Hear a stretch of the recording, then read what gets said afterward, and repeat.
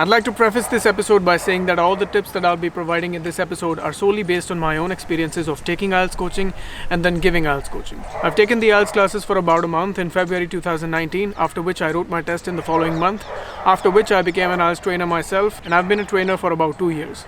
I scored 8 bands in writing.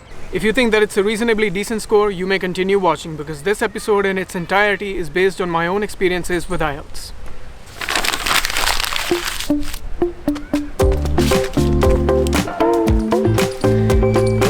So you're writing an IELTS essay and you think quoting examples will make your essay more impressive. You're right. Quoting examples will actually make your essay more impressive. But exactly what kind of examples should you be quoting in order for them to have any impact whatsoever? So if you were to ask me, Sujit, should I quote examples from my own personal experiences? Or should I invent statistics to cite in my essays?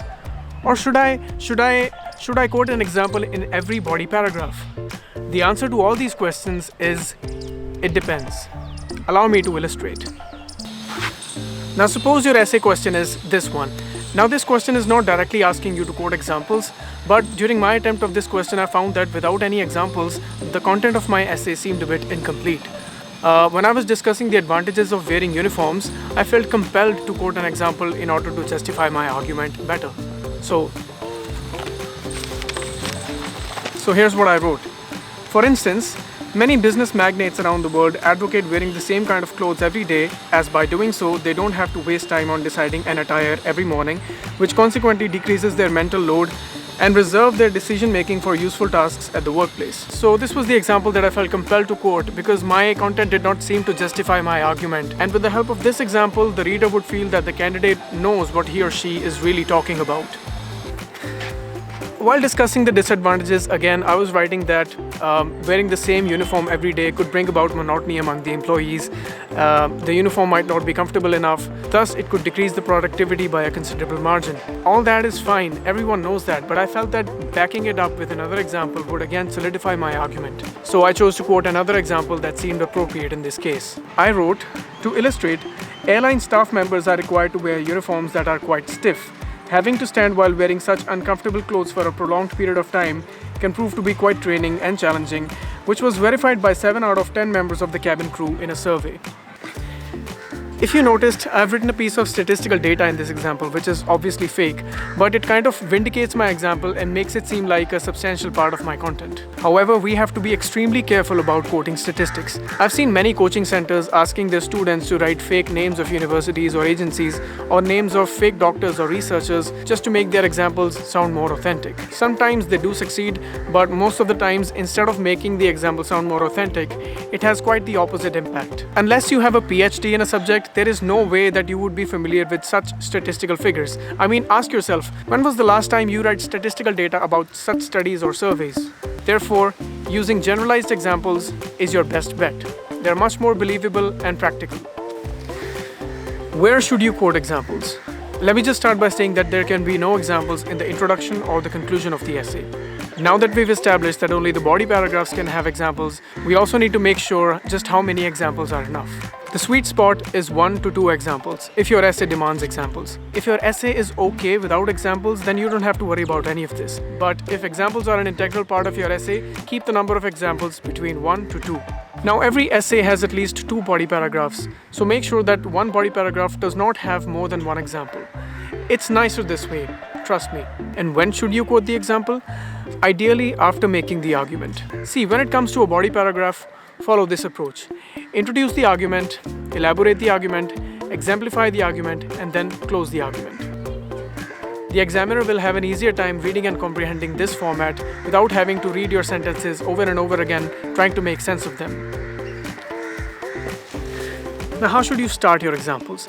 There are some common and well-known word couples such as, for example, for instance, to illustrate, to exemplify, to demonstrate, etc. There is also an advanced method to quote an example which starts with this is exemplified by or this is illustrated by, and then it is followed by the example that you want to give.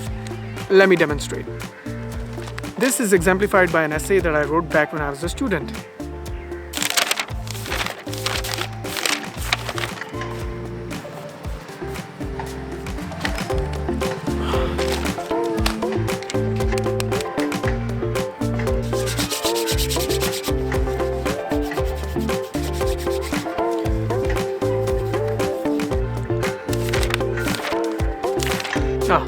So the first body para that I wrote was, to begin with, the best way to learn a language would be to surround oneself with people who speak that language and by consuming media that has been recorded in that language.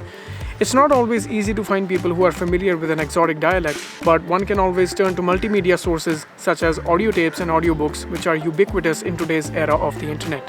This is exemplified by the availability of numerous audiobooks which are available on a website named audible.com that have proved to be helpful for many individuals. Moreover, every dialect has certain nuances, and the best way to learn them is from the horse's mouth. The 4-step approach that I spoke of, this is it. By following this approach and by quoting general examples, you can definitely make your examples much more impressive and you can easily score handsome bands. The gist of this episode is that when you're required to quote examples, try to avoid statistical data that the examiner cannot verify. It is highly likely that the examiner will have some speck of doubt when they read numbers in an example. But if you're absolutely sure of the statistical data that you're quoting and it sounds reasonably believable, then go ahead, take the chance.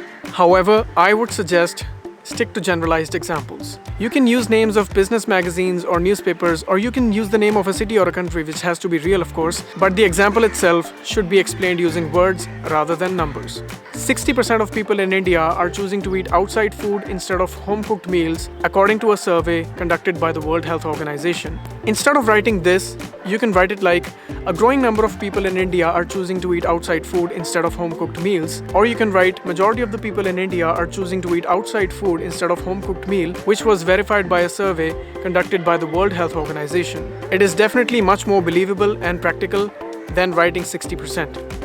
Thanks for watching, and please subscribe. It really motivates me. Stay inspired and have a lovely day. Bye-bye.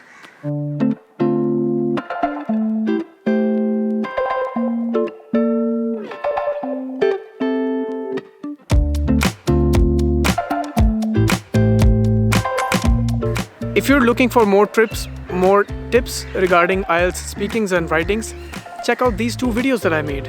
You might like what you see. Okay, bye-bye now.